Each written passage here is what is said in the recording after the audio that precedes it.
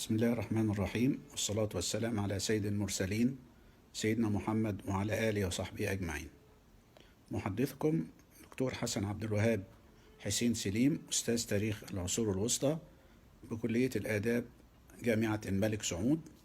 وعنوان هذه الورقة: وباء عام 656، هل هو طاعون أو سعال في ضوء روايات المؤرخين. وهو مقدم إلى المؤتمر الدولي الإلكتروني الأول الأوبئة عبر التاريخ، المنعقد بمشيئة الله في جامعة الكويت قسم التاريخ والآثار.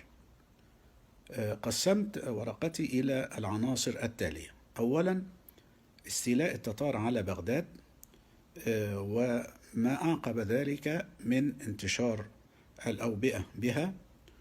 والنقطة الثانية، انتقال الوباء إلى بلاد الشام، ثم أيضا وباء السعال في مصر في ضوء رواية المؤرخ جمال الدين ابن واصل. فيما يتعلق بالنقطة الأولى وهي انتشار وباء الطاعون بعد أو بسبب استيلاء التتار على بغداد، أشارت المصادر إلى روايات مختلفة عن عمليات حصار بغداد وما تم في أثناء ذلك من أعمال المذابح التي جرت في المدينة، سواء في بداية الحصار، فكما يشير رشيد الدين الهمداني إلى ما حدث عند حصار التتار لأحد الأجزاء من بغداد من كسرهم أحد السدود، فأدى ذلك إلى إغراق ما يقرب من 12,000 من الجنود في هذه المنطقة، غرقا من المياه أو نتيجة للوحل الذي حصره. كذلك أعطى لنا تفاصيل أخرى عن قيام هولاكو بأمر الخليفة المستعصم العباسي بأن يأمر الناس بالاستسلام والخروج من أسوار المدينة، وفي أثناء ذلك وقف جنود هولاكو، وكلما خرجت مجموعة أو جماعة أبيدت عن آخرها. واستمرت أعمال القتل والتنكيل بأهالي بغداد من مختلف الطبقات، والتي طالت الخليفة نفسه وابنه الأكبر. واستمرت هذه الأعمال المروعة في المدينة لمدة ما يقرب من 8 أيام، أو أشارت بعض المصادر إلى أنها استمرت حوالي 40 يوما. أدى ذلك كما أشار المؤرخ إلى عفونة الهواء، فأمر هولاكو كل جندي من جنوده أن يقوم بدفن قتلاه، وأيضا طهرت الطرقات من جثث الحيوانات النافقة، وذلك منعا لانتشار الوباء. وانسحب هولاكو في 14 صفر من خارج مدينة بغداد بعد أن استولى عليها، وما قام به من أعمال تنكيل ومذابح للسكان بها. أيضا هناك رواية أخرى أشار إليها ابن العميد في أخبار الأيوبيين إلى أنه أشعلت النيران في أماكن مختلفة من بغداد، وربما يكون ذلك أيضا مرتبطا بمحاولة السيطرة على الوباء الذي حدث نتيجة لكثرة أعمال القتل، وأيضا كثرة من استشهد في المدينة وما ترتب على ذلك من انتشار الوباء بها. بعد ذلك نجد أن هذا الوباء ينتشر خارج مدينة بغداد وينتقل إلى الشام، ولدينا روايات متعددة من المؤرخين عن انتقال هذا الوباء. المؤرخ ابن كثير في كتابه البداية والنهاية يعطي لنا روايات نقلها عن أبو شامة واليونيني والذهبي أنه أصاب الناس في هذا العام بالشام وباء شديد، وذكروا أن السبب يرجع إلى فساد الهواء والجو من كثرة القتلى ببغداد، وانتشر حتى تعدى إلى بلاد الشام، والله أعلم، كما يختم روايته.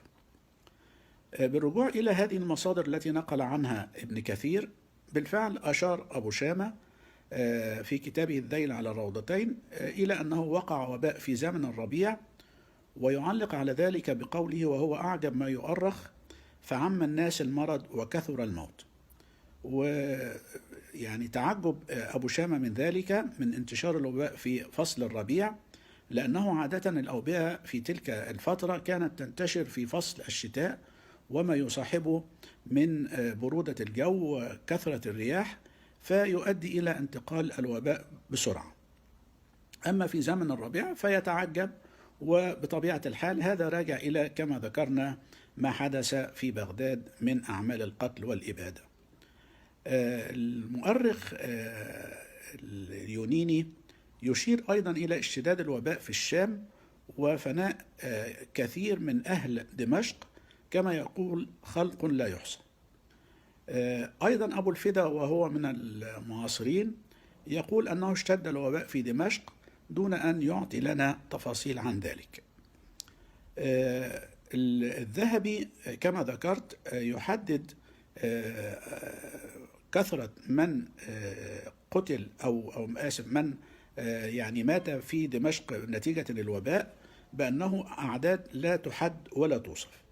ثم ذكر أنه مات خلق كثير، حتى أنه كان يخرج في تلك الفترة أعداد كبيرة من القتلى أو أعداد كثيرة من الموتى، وحدد مكانا جديدا وهو في حلب، التي أشار إلى خروج 1200 جنازة في اليوم الواحد. بنجد أن تحديد انتقال الوباء حدده الذهبي في بداية شهر جمادى الأولى، بمعنى أنه بعد شهرين من سقوط بغداد في تلك الفترة وانتقال الوباء إلى دمشق وكذلك إلى حلب. المصادر بتعطي لنا تفاصيل مهمة هنا عن الوباء، وذلك عندما تشير إلى وفاة الناصر داود في حوالي أواخر شهر جمادى الأولى، وانفرد ابن واصل بذكر تفاصيل مهمة عن وفاته وعما أصابه من مرض الطاعون في أثناء فترة حياته الأخيرة، وكان أيضا ذهب إلى زيارته ورأى ما أصابه من هذا المرض، ثم عاد بعد ذلك إلى مصر. بنجد أن ابن واصل أيضا يعطي لنا معلومة هامة في تلك الفترة، أن وباء الطاعون وصل إلى مصر، ويقول: وعرض هذا العام طاعون عم الشام وديار مصر وغيرهما بسبب فساد أدى إلى وقوع الطاعون وتغير الأمزجة. هذه الرواية من جانب ابن واصل مهمة، ويدعمها عندما أرخ لحياة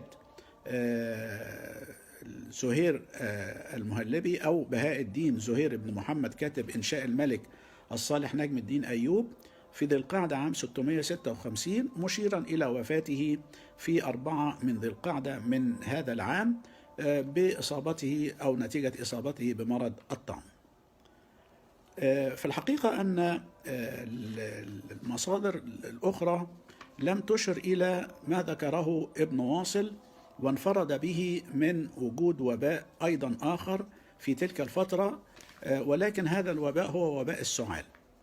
وأشار ابن واصل إلى معلومات مهمة عن هذا الوباء، وأن مبدأه كان مدينة بلبيس، وهي مدينة على الحدود المصرية، وقال أنه انتقل الوباء بها وانتشر أو عم مدينة بلبيس، ثم بعد يوم أو يومين انتقل الوباء إلى القاهرة ولم يسلم منه أيضا أحد.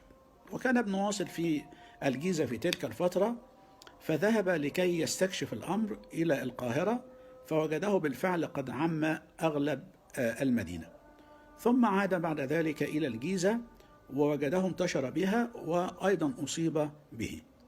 ثم يستمر في روايته مشيرا إلى استمرار هذا الوباء، وباء السعال، وانتشاره في كافة البلاد المصرية في تلك الفترة، ويعطي لنا تفاصيل قليلة جدا عن أعراض هذا الوباء، بأنه كان يصيب الناس السعال لمدة 3 أيام، ولكن كان غالب السلامة من هذا الوباء بمعنى أنه لم يشهد وفيات كثيرة بسبب انتشاره في تلك الفترة. أعراض هذا الوباء ربما تتطابق مع ما هو موجود في عصرنا الحالي، ما يطلق عليه اسم وباء الأنفلونزا، وربما تكون هذه أول رواية مفصلة عن وجود هذا الوباء في مصر في تلك الفترة من عام 656، والتي انفرد ابن واصل بذكر تفاصيلها. بطبيعة الحال بنجد أن أيضا المصادر أشارت إلى ما صاحب انتشار هذه الأوبئة من ارتفاع الأسعار، وخاصة في الأمور التي يتطلبها المرضى مثل الفراريج الصغيرة، وأيضا بعض أنواع المشروبات مثل التمر الهندي وغيرها، فارتفعت أسعارها ارتفاعا كبيرا جدا، بل عز وجودها كما أشارت المصادر. أحد المؤرخين يجمل ما حدث في تلك الفترة بقوله: فاجتمع على الناس الغلاء والوباء والفناء والطاعون، نجانا الله منها جميعا. يعبر ابن الوردي عن الوباء وأسبابه بقوله: قالوا فساد الهواء يردي، فقلت يردي هوى الفساد، كم سيئات وكم خطايا نادى عليكم بها المنادي. أرجو أن أكون قد وفقت، والسلام عليكم ورحمة الله وبركاته.